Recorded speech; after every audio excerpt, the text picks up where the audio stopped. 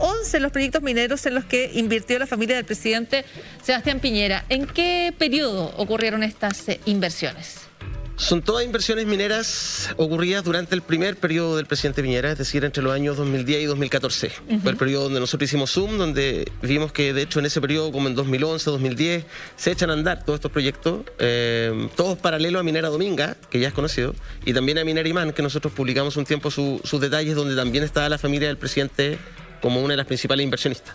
Perfecto. Dominga, se trata del proyecto que ha llevado el presidente de la República a una acusación constitucional ya aprobada en la Cámara de Diputados. Aquí hay proyectos mineros de cobre, hay proyectos mineros de oro, hay proyectos de mineros en el Cajón del Maipo, en distintos puntos. Para todos estos proyectos era necesario, por ejemplo, pasar por los procesos de aprobación ambiental, donde hay injerencia directa de funcionarios o cargos que nombra el presidente de la República. Sí, pero en distintos niveles. Ya. Esta fue una investigación que desarrollamos junto a la periodista Paulina Toro y tuvimos que entender de cómo funciona el negocio minero en Chile, que es bien complejo. Hay una diferencia entre los grandes proyectos mineros, como en el caso de Dominga, por ejemplo, y proyectos mineros medianos. Por ejemplo, si tú vas a explotar cobre u oro, pero vas a sacar menos de 5.000 toneladas por mensuales para vender, no requieres pasar por el servicio de evaluación ambiental, ¿vale? Por tanto, pero sí requiere permisos ambientales y de la Seremia de Salud, por ejemplo, porque tienes que hacer una faena minera y tienes trabajadores a tu cargo. Ya, pero y ahí se dan permisos ambientales por parte de organismos del gobierno, pero no son públicos. Se tienen que solicitar por transparencia, que es lo que nosotros estamos haciendo ahora, porque requieren permisos de las municipalidades, de la Seremia de Salud, Cernagiomín, según donde esté ubicada esa faena minera. ¿Vale? Ya. Estos 11 proyectos mineros, que hay algunos de explotación y otros de exploración, que básicamente es hacer hoyo en la tierra para medir la calidad del material y saber qué tanto mineral hay, y luego hacer otros proyectos, también requiere permisos ambientales. Todos ellos requirieron permisos ambientales, esos 11 proyectos. Algunos, como el proyecto Cóndor, que era en el Cajón del Maipo para extraer cobre, de la cordillera, pasó por el servicio de evaluación ambiental porque se hizo sobre un terreno que era área de interés científica. Ahí recibió el visto bueno de 7 seremis que habían sido nombrados por el presidente Sebastián Piñera. Recibió el visto bueno el año 2013 y otros proyectos no pasaron por evaluación ambiental, pero todos tuvieron algún tipo de permiso ambiental o laboral o sanitario para poder operar. Ahora, la familia del presidente figura como inversionista en estos proyectos. No es que... Al igual que Minera Dominga, hay que decir que todas estas inversiones se hicieron en una iniciativa que levantó la Rainvial, donde llegaron distintas familias empresarias. Por ejemplo, son socios en esos negocios con Nicolás Ibáñez, ex dueño de Supermercados Líder. Estaba también el señor Isidoro Quiroga, que es una de las personas que tiene más dinero en Chile, se ha hecho millonario vendiendo derechos de agua, y otros como la misma familia Larraín. Pero en cada uno de estos proyectos, cuando nosotros le seguimos la pista y revisamos las escrituras públicas con la lista de aportantes de cada uno de los proyectos, los Piñera siempre eran los mayores accionistas o los mayores aportantes. Al igual que en Dominga, digamos, eso se reflejaba, se repetía en los otros proyectos también. Sobre eso te iba a preguntar. Primero, ¿en qué proporción era la participación de los Piñera Morel en esta? Y segundo, si existían también este tipo de sociedades con acciones A y B, que normalmente son, no siempre el que aporta más es el que tiene el control de la inversión. Si hay sociedades donde hay unas acciones preferentes, que puede tener menos proporción de acción, pero más poder de decisión que las acciones B. ¿Cuál es la composición societaria en estos 11 casos? Mira, en cada uno de estos 11 proyectos se montó una estructura bien compleja que utiliza, además de sociedades comerciales, fondos de inversión privados, que son, para que la gente lo pueda entender bien, son sociedades con accionistas confidenciales en el fondo, ¿no? Los Piñera Morel siempre eran los mayores aportantes en cada uno de los proyectos, ya sea a través de fondos de inversión o de sociedades. Y efectivamente en cada una de esas estructuras societarias por cada uno de los proyectos, digamos, nosotros detectamos decenas de sociedades y fondos de inversión. Si formó una estructura distinta, siempre los Piñera eran uno de los, o bien el accionista mayoritario o uno de los mayoritarios junto a la familia Delano, por ejemplo. Y también en esta estructura societaria habían efectivamente acciones A, que eran la de los aportantes, y acciones B, que eran de la Sociedad Minería Activa, de la Rainvial, que es el fondo de inversión que juntó a estos inversionistas y lo invitó a hacer estas inversiones mineras durante el primer periodo del presidente. Es importante la aclaración y la pregunta, Alejandra, tuya, porque el hecho de utilizar fondos de inversión le da un carácter de opacidad mucho mayor, ¿no?, que una sociedad abierta. O sea, ¿fue ese el objetivo para utilizar esa figura? Hay también, dicen los expertos tributarios, objetivos de ese tipo, de planificación tributaria, que tú puedes aplazar, por ejemplo, el pago de impuestos cuando haces negocio a través de un FIP, de un fondo de inversión privado. Pero lo cierto es que fue tan útil para la familia en términos de opinión pública, por ejemplo, que solo ahora nos enteramos que durante el primer gobierno, hace 10 años atrás, del presidente Piñera, estaban invirtiendo en 11 proyectos mineros que requerían permisos ambientales de las autoridades nombradas por el presidente.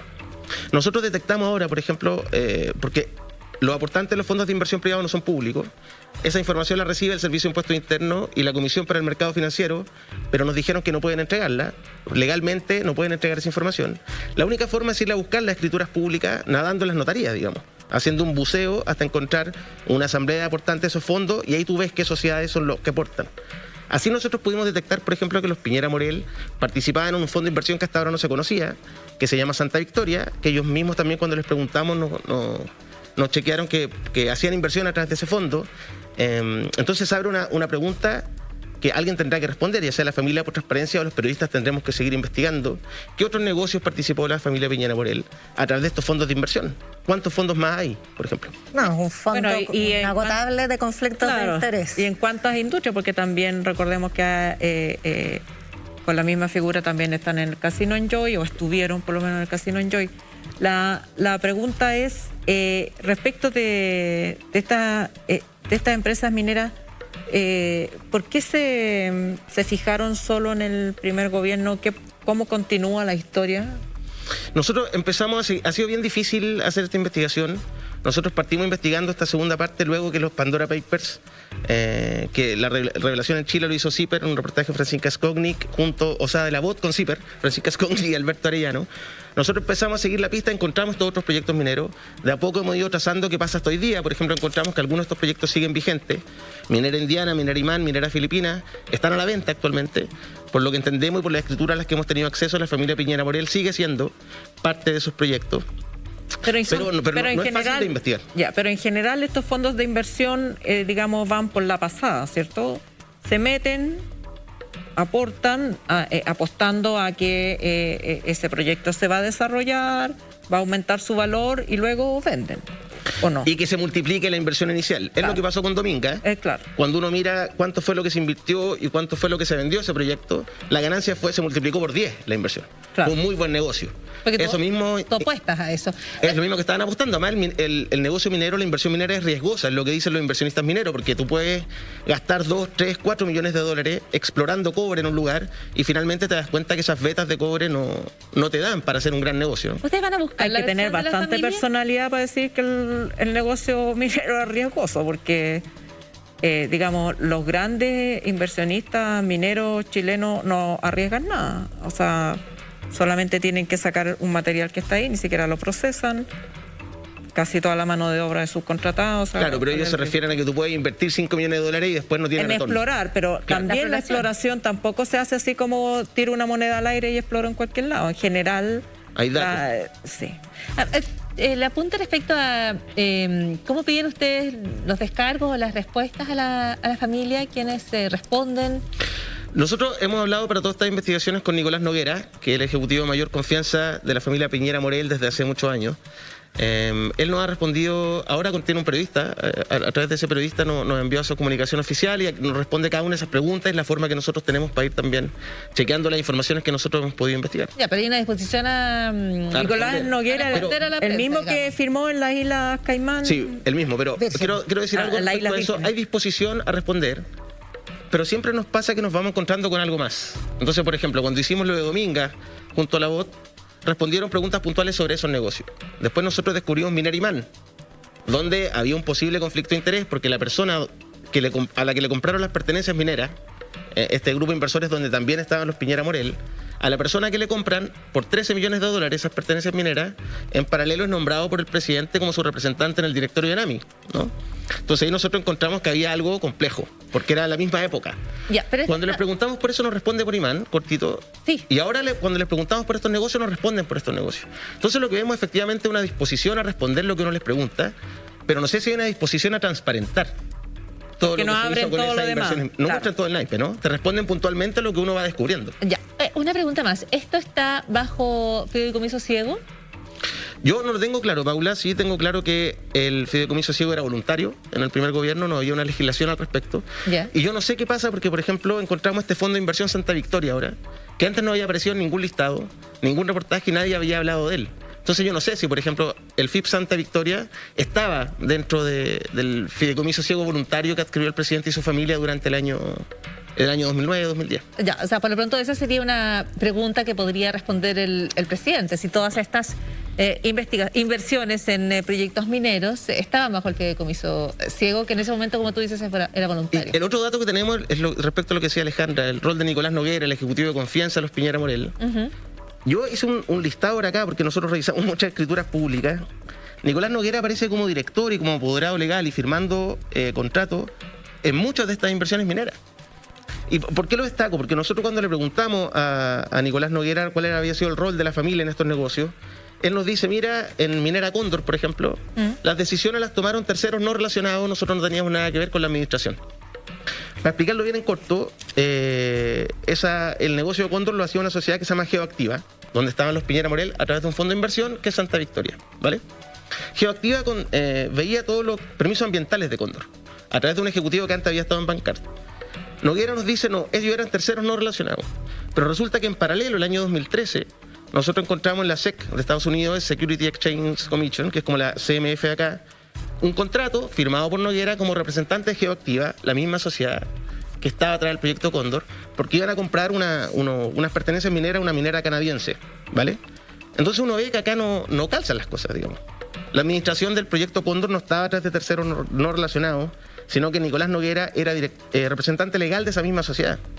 Nicolás Noguera aparece en muchos de los negocios, lo digo también porque hoy día Jorge Galvez, el abogado del presidente Piñera en el tema de la acusación constitucional, dijo en el Mercurio que, por ejemplo, respecto a Dominga y la cláusula esta que establecía que no se podía vender Dominga para pagar la tercera cuota si el sector no estaba protegido, él dice que es una cláusula que pactan comprador y vendedor en el acuerdo de venta en la cual no interviene ni el presidente, ni su familia, ni su representante.